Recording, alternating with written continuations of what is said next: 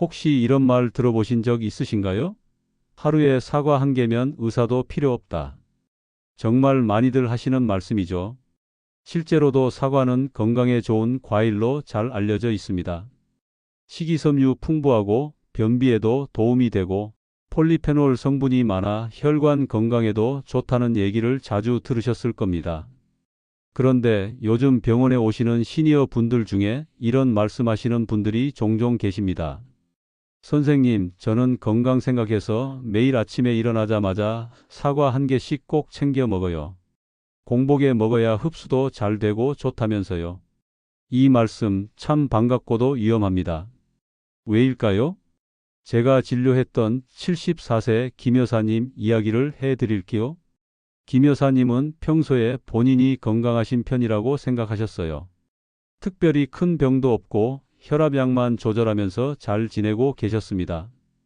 그런데 요 몇 달 사이에 속이 더부룩하고 가스도 자주 차고 가끔은 아침마다 설사까지 한다고 하셨어요. 그래서 위장약을 복용하고 계셨지만 큰 차도가 없었습니다. 식사는 규칙적으로 하시고 특별히 스트레스 받는 일도 없다고 하셔서 식습관을 좀 더 자세히 여쭤봤습니다. 그런데 알고 보니 김 여사님은 아침에 일어나자마자 공복 상태에서 바로 사과 한 개를 드시고 30분 정도 후에 식사를 하신다고 하셨어요. 그게 몸에 좋다고 믿고 오랫동안 해오신 습관이었던 거죠.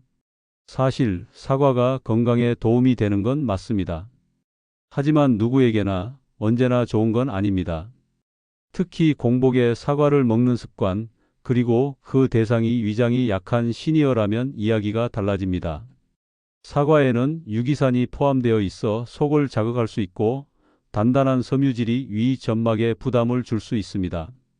젊고 건강한 위장은 이런 자극을 잘 견디지만 시니어 분들은 대부분 위 점막이 얇아지고 위산 분비도 줄어들거나 불균형 상태에 놓인 경우가 많습니다. 사례는 또 있습니다. 69세 이노인께서는 아침에 늘 속이 쓰리다고 하셨어요.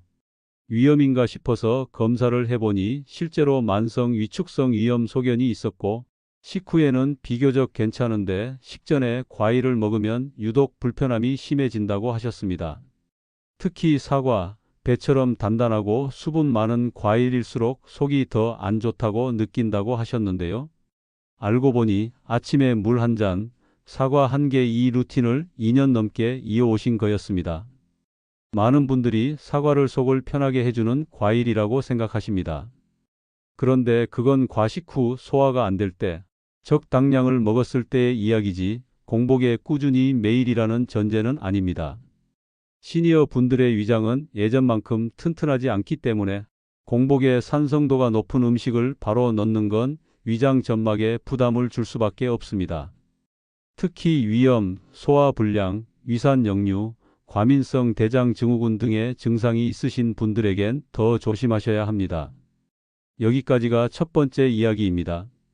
지금까지 우리는 사과가 좋은 음식이라고 믿어왔고 실제로도 그런 부분이 많습니다. 하지만 아침 공복에 무조건 사과를 먹는다는 건강 루틴이 누구에게는 도움이 되지만 또 누구에게는 오히려 속을 망가뜨릴 수 있다는 점 꼭 짚고 넘어가야 합니다.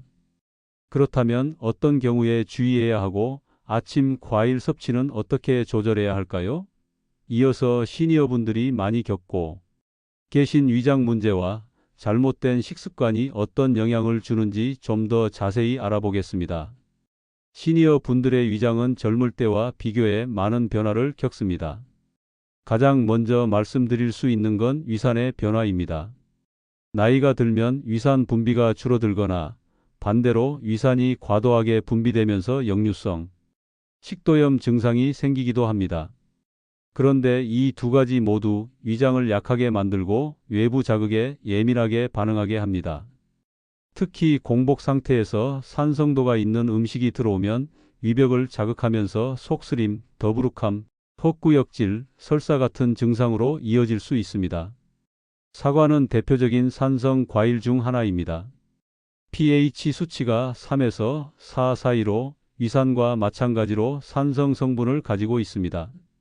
이 때문에 공복 상태, 즉 위장에 음식물이 전혀 없는 상태에서 사과를 먹으면 위 점막이 직접적으로 산성 자극을 받게 되는 것입니다.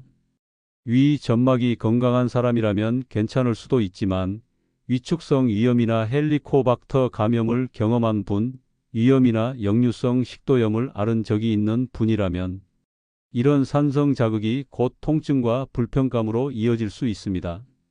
두 번째로 시니어 분들은 위장 운동이 느려지는 경향이 있습니다.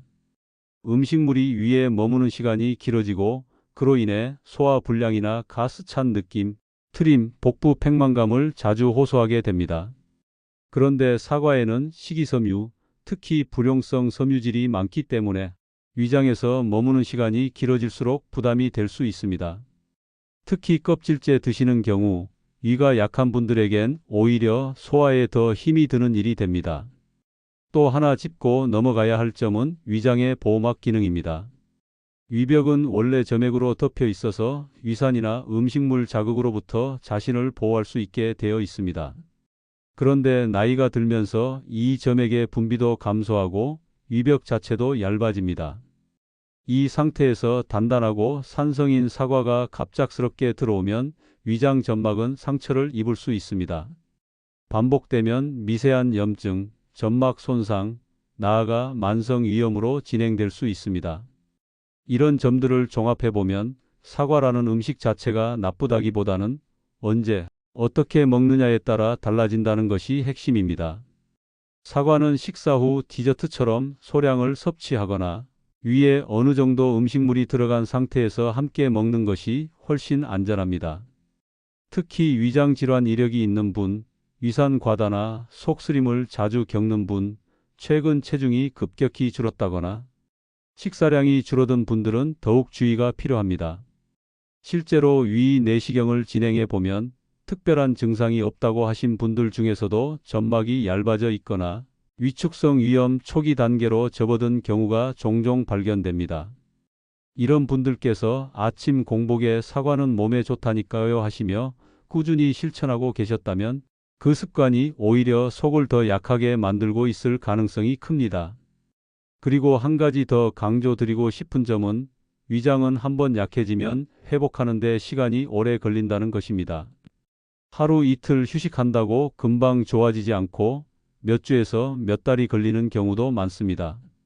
따라서 지금 당장은 증상이 없더라도 장기적으로 위장을 보호하기 위해서는 사소한 습관부터 점검해 보는 것이 필요합니다.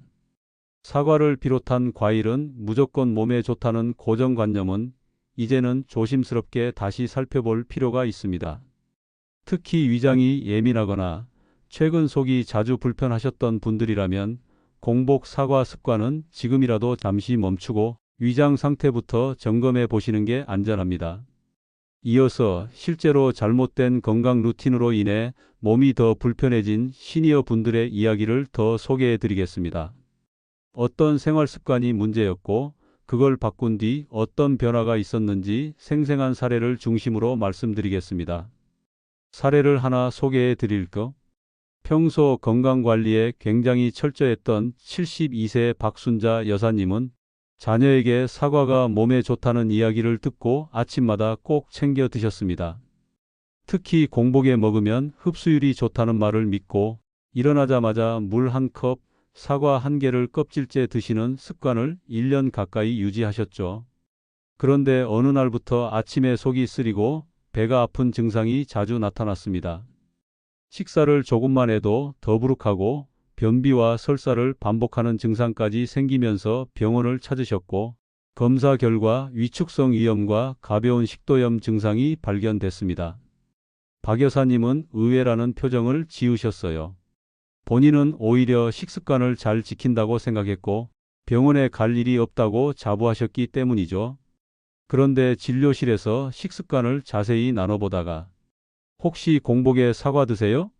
라는 질문을 받고 깜짝 놀라셨습니다. 사과가 원인일 거라고는 상상도 못하셨기 때문입니다.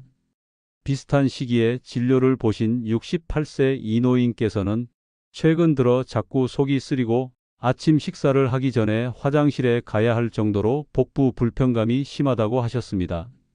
평소 드시는 음식은 매우 단순했습니다. 아침에는 늘 토스트 반쪽과 사과 한 개, 점심은 밥과 국 정도, 저녁도 간단하게 드셨습니다. 그런데 속쓰림이 점점 심해지고 가끔은 신물이 올라올 때도 있다고 하셨어요. 위 내시경 결과 위염과 식도 하부에 미세한 염증이 확인됐고 이 노인께서도 역시 아침마다 사과를 꼭 챙겨 드시던 분이셨습니다. 사과라는 음식 자체는 나쁘지 않습니다. 하지만 박순자 여사님이나 이 노인처럼 위장이 예민한 상태에서 공복에 섭취하게 되면 오히려 건강에 악영향을 줄 수 있다는 걸 이분들의 사례가 분명하게 보여줍니다. 실제 진료 현장에서도 이런 상황을 자주 접합니다. 선생님, 저는 진짜 건강하게 먹어요. 밀가루 안 먹고 채소 많이 먹고 과일은 매일 사과 하나씩 먹어요. 이렇게 자부하시던 분들이 오히려 위염, 장 트러블, 영양 불균형으로 고생하고 계시는 걸 보면 식습관에서 무조건 좋은 것은 없다는 걸 실감하게 됩니다. 특히 시니어분들께 중요한 건 좋은 음식을 좋은 방식으로 먹는 것입니다.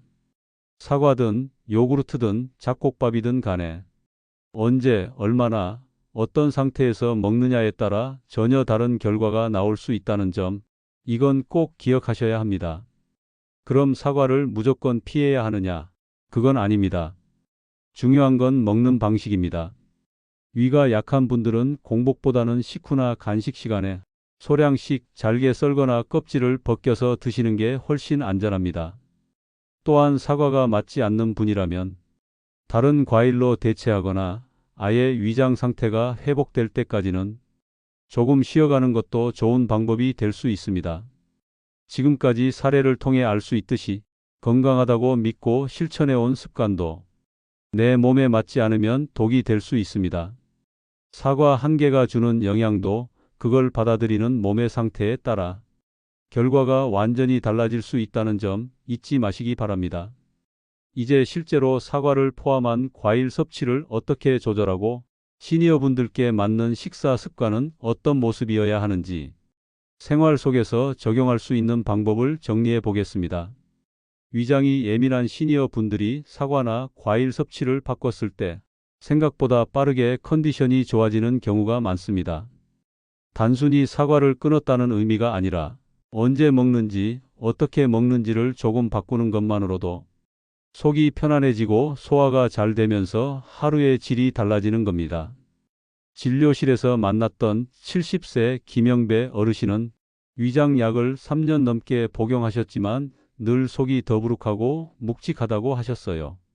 식사량도 적지 않은 편이고 특별히 기름진 걸 즐기지도 않으셨습니다.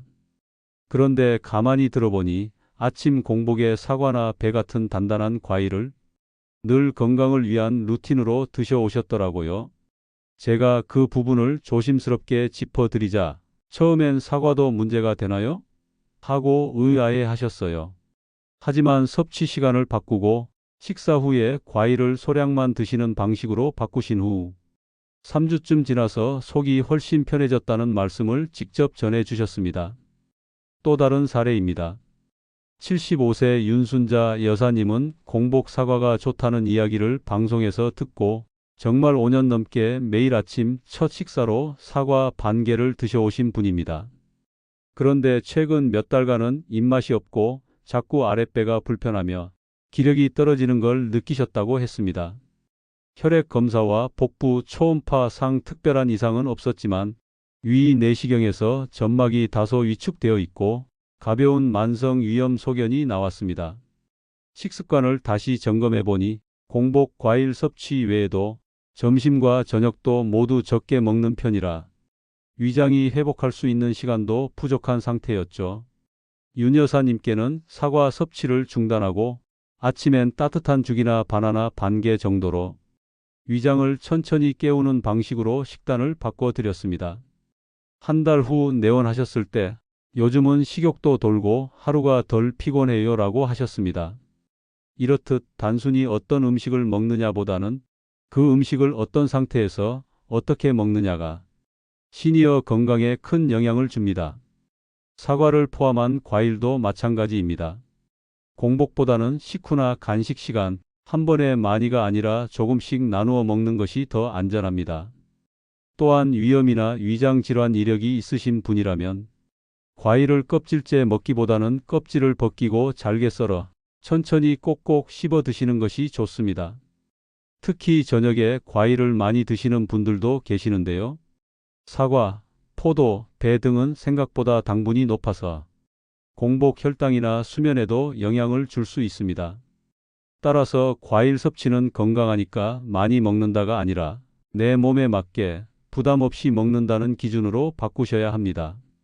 생활 습관은 작은 변화에서 시작됩니다. 사소하게 보이는 식사 습관 하나가 내 몸을 편안하게도 피곤하게도 만들 수 있습니다.